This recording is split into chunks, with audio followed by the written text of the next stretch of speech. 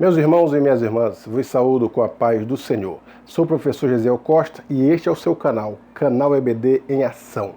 Um canal feito especialmente para você, professor, professora, aluno, aluna, a todos os amantes e simpatizantes da Escola Bíblica Dominical. O objetivo do canal é ajudar com subsídios, dar norte para o seu plano de aula, para o seu plano de ensino, para que o professor possa fazer uma aula enriquecida com subsídios, com assuntos que venham chamar a atenção dos nossos alunos. Portanto, eu convido a você que não conhece ou ainda não se inscreveu no nosso canal e está acessando pela primeira vez o canal EBD em Ação, inscreva-se no nosso canal.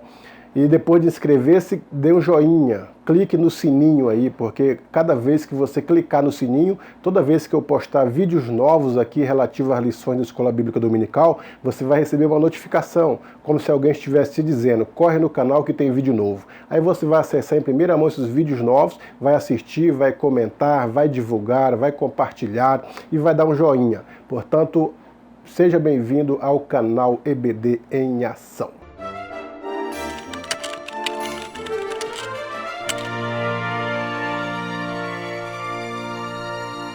A lição de hoje, a lição de número 4, datada do dia 26 de julho de 2020, tem o título Vencendo a Carência, as Tentações e o Pecado. Texto do dia. Mas em todas estas coisas somos mais do que vencedores por aquele que nos amou. Romanos 8:37. Primeiro tópico, o comentarista fala da carência e seus perigos. E quando ele fala de carência, ele explica que é falta de alguma coisa. Carência é aquilo que precisamos e de repente não temos ela em posse. Então a carência é falta de alguma coisa, conforme a lição mesmo está dizendo. E nós poderíamos falar de diversas pessoas que tinham carência de cura, como a mulher do fluxo de sangue, ela carecia de uma cura e não encontrava. Então vivia numa carência, numa angústia, numa dependência de algo. E o primeiro ponto do primeiro tópico fala da carência de Deus na alma humana. Então aqui está o X da questão. O ser humano ele tem uma carência. A psicologia ou a filosofia, ela chama de vazio existencial.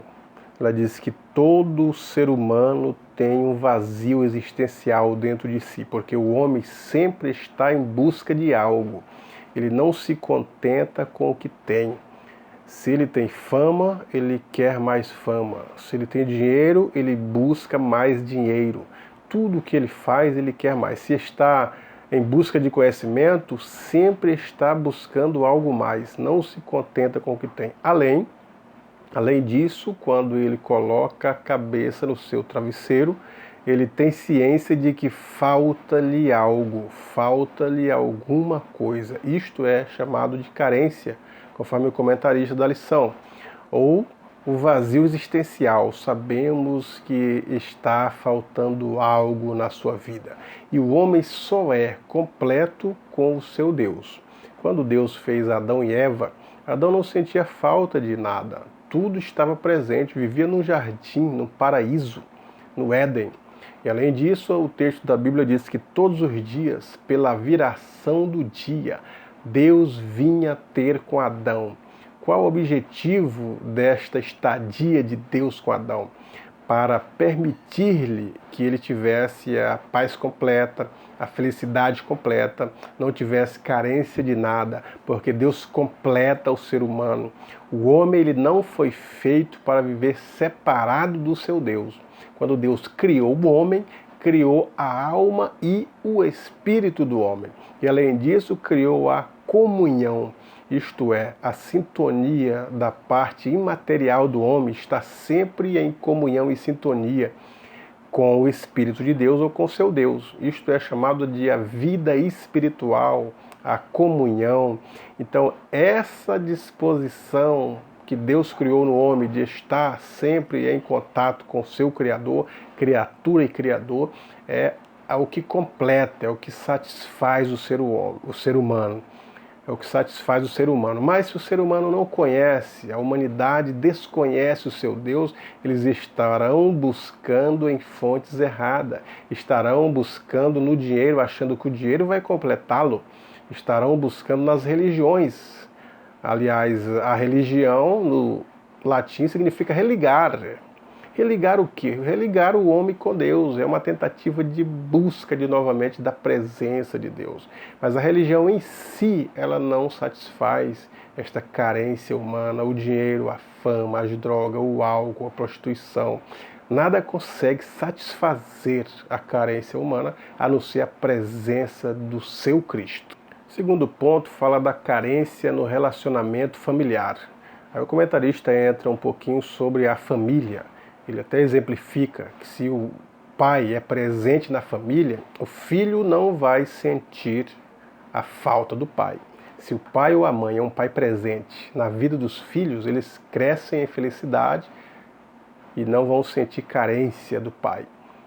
Mas se o pai é um pai ausente ou uma mãe ausente da vida do filho, às vezes durante a escola, os outros filhos estão com seus pais em momentos de apresentações. E alguns filhos, os pais não vão, eles perceberão que o pai é um pai ausente e sentirão com a ausência do pai. Porque a figura paterna é impressionante na vida da criança. A criança, ela olha para o pai ou olha para a mãe e percebe a segurança na sua vida, porque eles vão perceber que o alimento, as palavras provém na vida da criança. Os pais, principalmente o chefe de família, ele tem esta tonalidade de provisão, de prover ao lar a alimentação, as vestimentas, de proteger o seu lar, de lutar por ele. Então, essas relações, elas têm, sociológicas, têm que estar presentes na vida também da igreja, porque as famílias da igreja vivem em sociedades.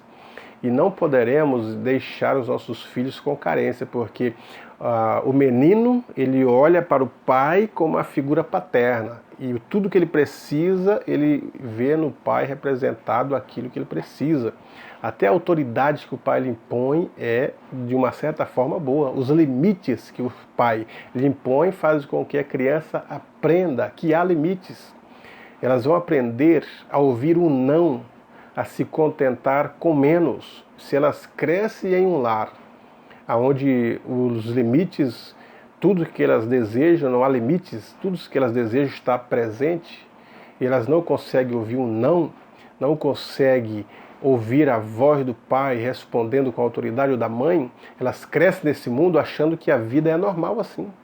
E vão se impactar quando chegar no colégio, os professores dizerem não, impor limites, impor silêncios. Eles não vão conseguir conviver com essas atitudes porque eles não estão acostumados, não sabem que há esses limites. E às vezes o patrão também é uma figura que eles aprendem nos seus pais e vão levar representada para o patrão.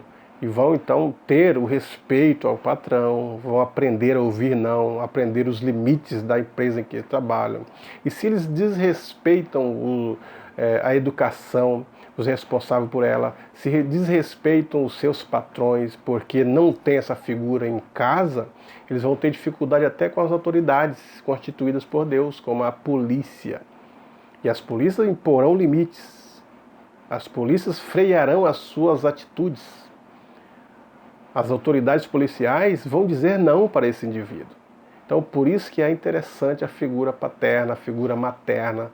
A menina olhará a sua mãe, vai ver o relacionamento do pai com a mãe, se for amigável, se tiver paz, se tiver diálogo. Eles vão desenvolver tipo de relacionamentos com diálogos. Mas se eles estão em um lar conturbado, que aprendem também, às vezes os pais vivem num pé de guerra, em discussões frívolas.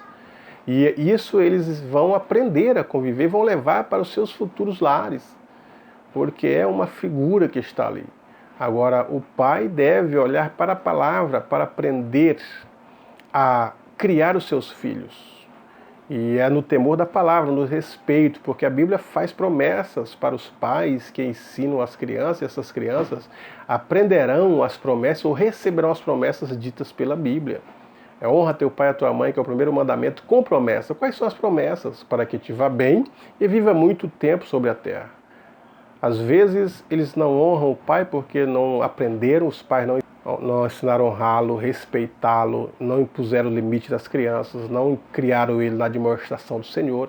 Então não vai bem em nada para essas crianças, porque essas promessas são condicionais. Então não vai bem na escola, não vai bem na faculdade, não vai bem no namoro, não vai bem no trabalho, não vai bem nas amizades.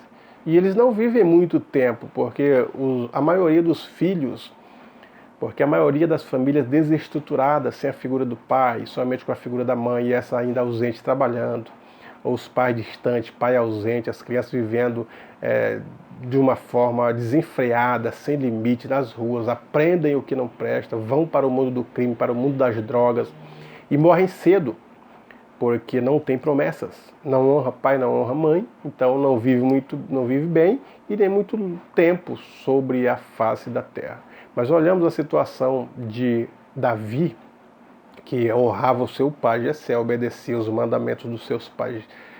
A figura disso ele passou para Salomão, que diz que aprendeu o respeito com seu pai e aprendeu a guardar as leis com a sua mãe. E ele morre fartos de dia e tudo foi bem na vida de Salomão, com exceção daquela escorregada que ele deu na vida espiritual, com os contratos que ele fazia com as nações, que era o casamento. Mas o restante, o texto ele diz isso, que aprendeu o temor do Senhor, aprendeu a sabedoria. Quando ele era tenro, em idade, o pai e a mãe estavam presentes, ensinando as coisas de Deus para a vida dele. Então é assim que nós devemos ter no nosso lar, perceber no que os filhos estão tropeçando, qual que é a carência que eles precisam, com a afetividade, a presença, um diálogo, o que os pais devem fazer. E a partir daí, através de conselhos cristãos, da Bíblia Sagrada, eles conseguem instruir o menino no caminho em que deve andar. O comentarista ainda fala da carência no ato conjugal. Ele cita aqui aquela passagem que Paulo diz assim, que o marido deve pagar à mulher a sua benevolência e a mulher pagar ao marido a sua benevolência. Está falando do ato sexual plenamente consentido, biblicamente conservado dentro de um casamento. Isto é, que o marido deve satisfazer a sua esposa nas relações sexuais, não deixar ela a desejar. E vice-versa, a mulher ao marido, porque é bíblico. E Paulo ainda dá um conselho, não se afastem disso, se não estiver um consentimento mútuo. Então os dois devem chegar e conversar e dizer, mulher, essa semana vamos tirar para jejuar, para orar, para consagrar, para visitar. Vamos fazer uma força disso aí. Isso se houver consentimento mútuo. Se a mulher disser não, não adianta o marido fazer a sua parte de jejum e oração, que não houve acordo, então não há consentimento mútuo, então não está biblicamente embasado. Ou se a mulher dizer não, o marido dizer não, vice-versa. Tem que ser um consentimento mútuo. E ainda Paulo diz assim, e ainda não por muito tempo, para que o diabo não lhe tente, porque aí vai virar a carência, virar as vontades, os desejos, tanto do homem quanto da mulher. Não é por longo tempo. O que Cristo, nós observamos o que Deus pediu em Êxodo 20, quando ele veio dar as leis, quando ele desceria sobre o Monte Sinai, ele pediu que a nação de Israel se lavasse com água, jejuasse, consagrasse, vestisse vestes limpas, durante 3 dias não se chegasse a mulher alguma, os casados. Então 3 dias de jejum, de consagração e se afastasse do ato sexual. É o que Deus pediu. E no 3º dia, então, Deus desceu sobre o Monte Sinai e falou audivelmente as leis do Senhor. Então não vamos tentar ou buscar a tentação para si, como diz Paulo. Não por muito tempo, para que o diabo não lhe tente. Porque se a mulher ou o homem vive muito tempo, o diabo vai colocar um prato na sua frente, sabendo que ele está carente. Então, vamos olhar a Bíblia e vamos suprir essa carência dentro do nosso lar e também dentro do casamento, no ato sexual, e também as outras carências que a mulher precisa da figura do homem, as decisões no lar tem que partir do homem, ele é o cabeça, e não ficar esperando a mulher resolver, porque ela não é o papel dela tomar a frente. Ela precisa da figura do marido para resolver problemas que elas não estão ao seu alcance. O terceiro ponto do primeiro tópico é a carência nos relacionamentos sociais. Cada vez mais o mundo está virtual. Cada vez menos estamos indo aos mercados, às lojas. Estamos comprando virtualmente pela internet. Cada vez mais os amigos são virtuais. Pessoas que no Face, no Instagram, no WhatsApp têm milhares e milhares, centenas e centenas de amigos, e aonde eles vão falar do que precisam virtualmente, vão estar postando o seu estado de espírito virtualmente, através de frases, através de dizeres, de escritas, já não vão mais comungar com os seus amigos, com o seu pastor, na sua igreja. Então, há uma carência também no meio social. O ser humano ele foi feito para viver em interatividade. Nós aprendemos uns com os outros. Até na educação hoje, a EAD, educação à distância, cada vez mais é procurada porque as pessoas têm menos tempos para os professores, para a educação, para tudo. Até daqui a uns dias a saúde, as consultas será virtual, será por videoconferências e etc. Cada vez mais o ser humano vai se desintegrando, vivemos cercado de pessoas, mas quando percebemos estamos só, em milhares de pessoas. Às vezes as pessoas estão em cidades que têm milhões e milhões de habitantes e mesmo assim elas se sentem só.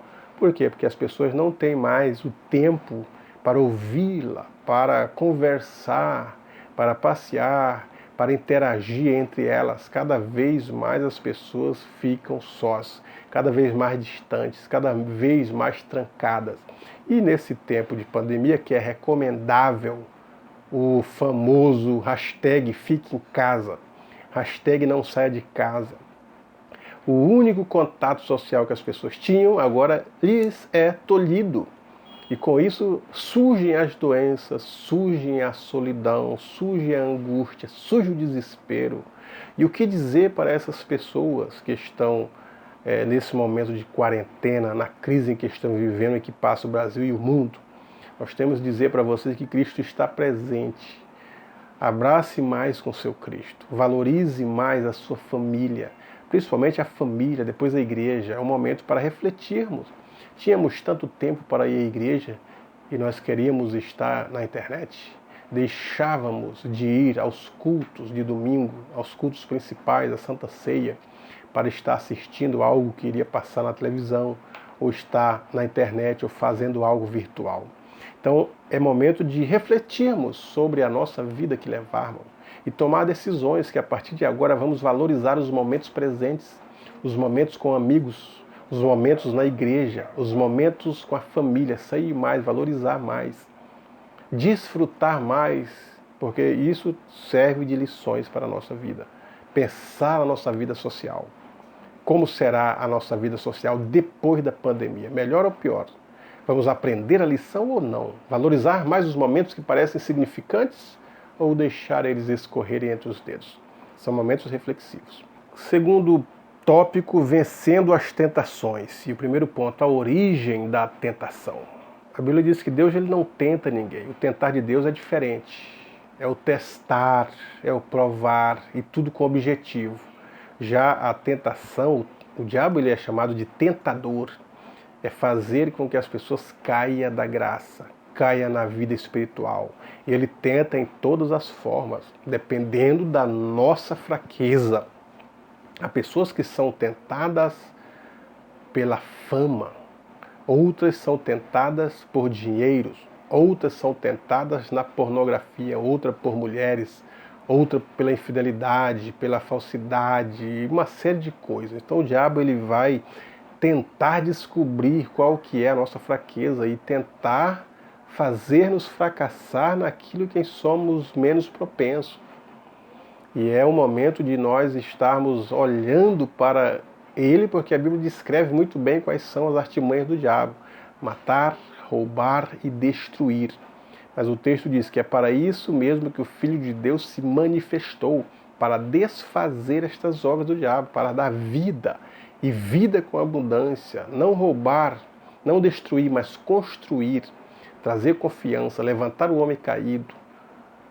Às vezes nós precisamos estar atentos a esses momentos de tentação, porque o diabo ele oferece o pecado, a imoralidade, a pornografia. Hoje está aí num clicar, num clique você abre páginas e mais páginas, antes que antigamente eram difíceis tinha os horários, as pessoas maiores para comprar revistas, tinha que ser de maior idade. Hoje em dia a facilidade, até as crianças nós precisamos estar cuidando para que não entre por este caminho, porque tudo está desregrado e o cristão ele é tentado em tudo. E o hino diz assim, como diz o texto aqui, tentados não ceda, ceder é pecar. Então nós não devemos ceder à tentação. O cristão ser tentado, como o comentarista diz aqui, não é pecado. Jesus foi tentado. O escritor aos Hebreus até diz que, como nós, em tudo ele foi tentado, mas com destaque, porém sem pecado. Então ele é tentado, mas resiste à tentação. É pecado, mas ele é tentado, mas não cede à tentação. Essa é a X da questão. Às vezes nós somos tentados também, de diversas formas, na fidelidade, na honra. Somos tentados por dinheiro, tentados pela fama, tentados pela glória, tentados pela pornografia, a imoralidade, a prostituição. Mas o certo é não ceder a esta tentação, resistir.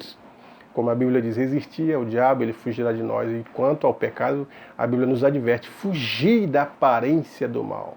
O crente tem que correr mesmo, como diz aqui o escritor, até mesmo como José, que ele estava sendo tentado pela sua patroa, mas o texto fala que ele foge, literalmente corre. Ele correu para não cair em tentação. Às vezes é assim que nós devemos fazer, pegar o carro e sair fora, sair correndo, inventar qualquer desculpa e sair da presença daquela tentação, para não ceder à tentação, porque o pecado não é ser tentado, todos nós somos tentados em alguma coisa. Cristo em tudo foi tentado, porém sem pecado. O problema é não resistir à tentação, resistir ao mal, resistir ao diabo, enfrentar as coisas de frente com a graça de Deus na nossa vida, para que possamos fugir da aparência do mal. Terceiro tópico, pecado, condenação e redenção. Os filhos de Deus e o pecado. Então nós observamos que quando João ele escreve a sua carta, ele fala, filhinhos, não pequeis. É um conselho que ele dá para os filhos de Deus, que não peque. Mas, todavia, ele diz, se pecarmos, temos um advogado para conosco. Então Cristo ele tem o poder de perdoar quando nós pecamos. O único pecado que não tem perdão é o pecado da blasfêmia. E quando nós olhamos o que é blasfêmia, é atribuir as obras que são do Espírito ao diabo, as obras que são feitas pelo Espírito de Deus, atribuí-las ao diabo. Mas todas as coisas, elas têm o perdão. Todos os pecados têm perdão. Observe que Pedro até perguntou para Jesus, quantas vezes devemos perdoar? Até 7? E Jesus disse, eu não te falo até 7, mas até 70 vezes 7. Agora, nós não podemos continuar na praticidade do pecado, porque Sansão continuou pecando, até que o Espírito Santo se retirou dele. O texto diz isso, Saul também continuou na prática, na pecaminosidade, na praticidade do pecado, até que o Espírito Santo se retirou dele. Então, à medida que vamos pecando continuamente, o Espírito se entristece. Não significa que quando pecamos a primeira vez, o Espírito já se retira. Não. Se houver arrependimento, se houver tristeza, já era uma ação do Espírito Santo de Deus na vida. Porque Ele é quem faz-nos arrepender. O Espírito é quem convence do pecado, da justiça, do juízo. Este é o papel dele. Se nós estamos convencidos que erramos, que pecamos, estamos entristecidos, significa que o Espírito de Deus está na nossa vida causando esses fatores. Mas a praticidade, a continuação do pecado, continuamente praticando incessantemente, afasta o Espírito Santo de Deus. O segundo ponto do terceiro tópico é lutando contra as obras da carne. São outro leão que nós devemos enfrentar todos os dias, porque as obras da carne são manifestas. Elas estão em nós, estão arraigadas na nossa alma, estão ali. Não significa que quando aceitamos a Cristo, vem uma mão misteriosa e arranca todas as obras da carne e nós estamos livres. Livres das dissensões, livres das heresias, livres de tudo isso, não. As obras da carne são manifestas, as quais são prostituição, ira, discórdia, lascívia, todas essas e outras, conforme Paulo diz. Então elas estão presentes, agora nós não vamos alimentá-las, cedê-las, praticar essas vontades que estão impressas em nossa vida, que estão nas nossas entranhas espirituais. Elas estão lá, mas mortificá-las, como diz o texto. Não deixar que elas façam alguma ação na nossa vida. Nós vamos buscar o fruto do Espírito, a produção do fruto do Espírito na nossa vida faz com que as obras da carne sejam mortificadas. Só na transformação do nosso corpo, quando Paulo diz assim, que isto que é corruptível se revertir da incorruptibilidade, isto que é mortal, falando do corpo, se revertir da imortalidade, aí pronto, cumpriu a promessa. Aí as obras da carne são destruídas. Mas enquanto isso, nós devemos lidar com isso. É um leão, como um certo escritor disse, que dentro de nós tem 2 leões ferozes. E ele classificou como sendo as obras da carne e o fruto do Espírito. Ele disse, vence aquele que eu alimentar melhor. Se alimentamos o amor, a fé, a esperança, o fruto do Espírito vai vencer as obras da carne. Mas se alimentamos as obras da carne, se alimentamos a ira, se alimentamos a dissensão, as heresias, prostituição e tantas outras coisas, aí estas vencerão as obras do Espírito. Mas enquanto isso nós vamos fortificando. E a vida do cristão, por isso precisamos estar jejuando, o propósito do jejum para mortificar as obras da carne. Precisamos estar consagrando, estar em sintonia com o Espírito de Deus. A vida nossa de cristão é assim, para que possamos vencer. Nós estamos lutando contra as obras da carne, estamos lutando contra o mundo, estamos lutando contra o diabo. Então as obras da carne são manifestas, estão intrínsecas em nós, estão dentro de nós. E só vamos vencer ela em jejum, em oração, consagração, meditação na leitura da palavra de Deus, ida para as questões do mundo. Vamos ver se tudo que está em nossa volta está em consonância com a Bíblia, senão vamos reprová-las também, porque a Bíblia é a nossa lei maior. E enfrentar o inimigo das nossas almas, todos os dias estão cercando, está ao nosso derredor, buscando a quem possa tragar. Então a vida cristã não é uma vida fácil, porque é uma luta, todos os dias é uma guerra que nós empenhamos. Mas Deus, ele nos dará a vitória, como diz Paulo. Paulo diz, combati o bom combate. Qual era esse combate que ele vivia combatendo todos os dias? Obras da carne, o mundo, o diabo. E ele, na sua partida, diz, combati o bom combate, acabei a minha carreira, mas guardei a fé. E agora recebe a sua vitória.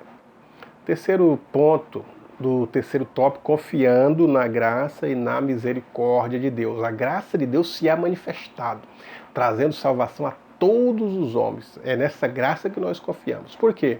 Porque Paulo ele diz a Tito que essa graça é pedagógica, ensinando-nos. Ensina o quê? A renunciar às concupiscências, olha, as obras da carne estão aqui, ó. Concupiscências é apetite carnal exagerado. Nós vamos renunciar a isso, não porque aprendemos em uma faculdade. Vamos renunciar às obras da carne, fazê-las mortificar, não porque fizemos algum curso, não. Pela graça de Deus. Ela nos ensina a renunciar às concupiscências mundanas e a viver uma vida santa, uma vida justa e uma vida pia. Essa é a graça de Deus. E a misericórdia, que é o favor de Deus, aquilo que Deus fez por nós, entregou-se em nosso lugar, que era miserável, pecador, nos deu vida e nós temos esta vida. Isto é a misericórdia de Deus, é alguém que é um miserável e estava precisando de vida espiritual e Cristo deu a sua própria vida para que tivéssemos esta vida espiritual. Isso é misericórdia. Então nós já fomos alcançados pela misericórdia de Deus e a graça de Deus ela está em nós. E Paulo diz assim, porque em outro tempo nós éramos extraviados, odiosos, odiando-nos uns aos outros, mas quando apareceu a misericórdia de Deus, a graça de Deus, não pelas obras de justiça que houvéssemos feito, mas segundo a sua misericórdia, Ele quem quis. Nós não fizemos nada para merecer esta vida espiritual. Nós não tínhamos nada que Ele olhou na nossa vida que pudesse dizer, esse merece. Não é por merecimento, mas é por graça, isto é, não merece ou não merecíamos, mas Ele quis, de livre, de espontânea vontade, dar-nos vida. Isto é a misericórdia. Então ele deu-nos vida, nos salvou, não é pela nossa inteligência, não é pela nossa posse, não é pelo que nós somos, nem pelo que temos, mas pelo amor dele, pela misericórdia. Ele quis dar a sua vida para que tivéssemos vida. Por isso hoje nós temos vida com abundância, temos vida espiritual, temos a comunhão com Cristo, temos o Espírito de Deus que está em nossa vida, nos direcionando, nos ajudando. A graça de Deus está inundando o nosso ser. Aí nós reconhecemos que Deus é amor, que Ele nos amou, que precisamos estar na sua misericórdia, na sua graça, na palavra de Deus. E é assim a nossa caminhada, inundada da misericórdia, inundada da graça de Deus. Portanto, professor e professora, meus irmãos, que estas lições cada dia mais sejam lições que toquem a nossa vida, que nos ensine a caminhada espiritual, que possamos cada dia mais estar mais próximo de Cristo, porque os dias são maus. E nós temos a esperança, em meio a essas crises, em Jesus Cristo. E a confiança de atravessar esses momentos que Ele está segurando em nossa mão. Deus em Cristo vos abençoe.